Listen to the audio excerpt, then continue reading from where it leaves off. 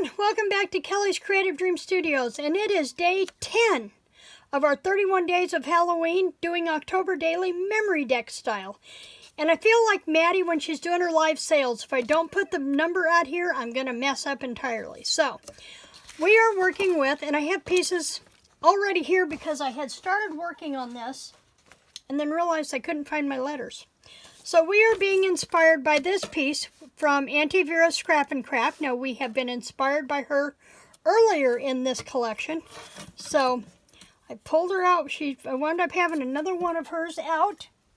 And this is what we're going to play with. Now, I used the alphabet from Memento, and these were not as small as hers, apparently, because she is doing a standard size MemoryDex, and she was able to get Ghostly across there. I couldn't even fit Ghost, so I went with Boo. So let me show you what we're doing. I have already glued my background onto here. This is from one of the paper collections from Stampin Up that I've been working with in this whole series. And I have cut my banner pieces. They are approximately, got ink in my back today, approximately 1/8 and 1/4 by 1 inch. 1/8 and 1/4. How about 1 1/4 inches by 1 inch? And the 1 1/4 goes lengthwise. And so I have these, and they'll go right across there, still leave us room for our number. So let's go ahead and put our alphabet in place. You want to do the banner first because that's going to help you in all the other placement of your other pieces. So let's go ahead and get our letters on our banner. And this is where I messed up earlier because I realized I couldn't find my letters. I already had them cut, and on this, already had them cut and on the run through the Xyron, and then I couldn't find them. Now I'm putting these letters down relatively close to that V so that I make sure I have room to run my banner strip across. Now this one's going to be a little interesting because I've got this little teeny tiny dot for my exclamation point. And I thought, while Ghostly was good, Boo also worked because we're talking about a ghost, okay? Now this B had quite a bit of sticky left in it, and I could use, if my sleeve doesn't drag everything off, I can come back in here with my glue eraser. Now this is one I got from Penguin Palace, but you can get the square ones at Dollar Tree. And I'm going to come in here and just kind of see if I can get some of the goobers out of there. And if it looks like it's still going to stick, I can also dust this with some baby powder and make sure I have all that stuff off of there. So there's that. Now let's go ahead, and I'm going to do a temporary adhesive on them first. Now I have 4 letters, and I want them to be relatively spaced evenly across here. And I don't want them perfectly straight either. Okay, sleeves have got to go. Let me see if I can push these up out of my way for now. So what I'm going to do, actually, I think what I'll do is I will put them up on dimensionals, and I want small ones. I want the tiny ones here. Yeah, I probably want to use the black. Probably want to use the black. And I'm just going to put it like in the center of the letters because I just want it for I just want it for placement purposes. And by popping it up, actually, you know what? Let's not pop those up. Let's not. Let's go ahead and put a glue dot on those. And I'll explain why in just a second. If I let them lay flat,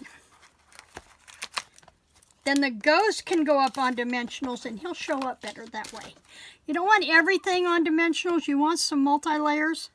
So I am going to come in with a glue dot because all I want the glue dot for is to hold the banner in place while I put my string on. And I'm not using string. I'll show you what I'm going to use here in just a minute. I just want to burnish my glue dot on there so it gets a good adhesion. Now I don't have a center per se, but I am going to come in and I'm going to work from the center out. I'll pull these out. I really need to clean my glass mat. So let's go from the center out that away.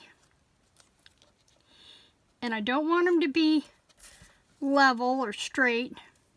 Give them a little movement. And you can create that movement just by turning your elements. They don't have to be all perfectly straight. Okay? Now remember, I've got to stay within the confines of that 4 inches, otherwise things are going to come off. Now, for the top, I decided to use this washi tape, and I want to use the purple.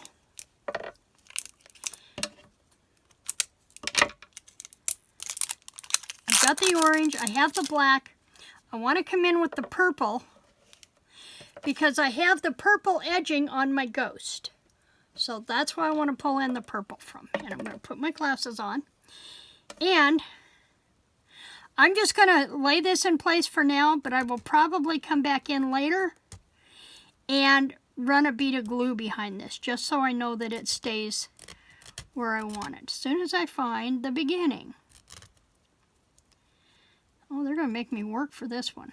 If I take and come up underneath this, just like this, I might even wind up starting a new spot, but that's okay. It will tell me where my beginning is at. There we go. And then I'm just going to run this across there.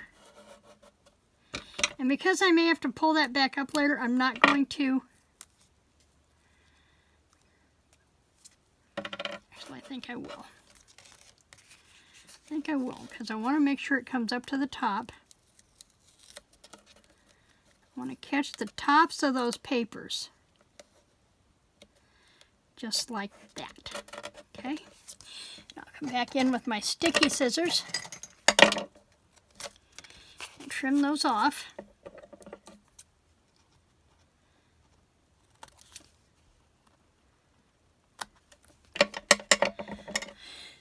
Okay. And then I'm going to come back and I'm going to use the end of my pokey tool and I'm just going to burnish that down really well.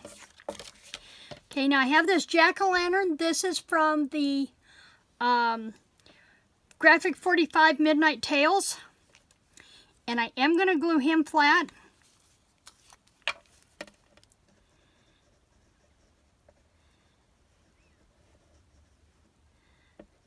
Now if you'll notice, I've not been using the same collection all the way through.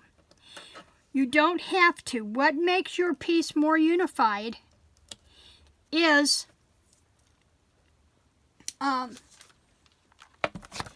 using the same color palette, using the same type of elements.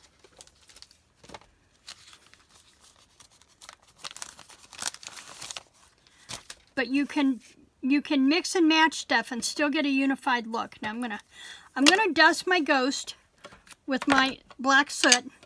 Yes, he's purple, but he's going against a black background. So I'm gonna give him this. He's had a rough night. He's got a little black soot on his tails. And then I'm gonna come back in and put dimensionals on him. Just like that. That one's got the paper coming off of it already and it's creating issues.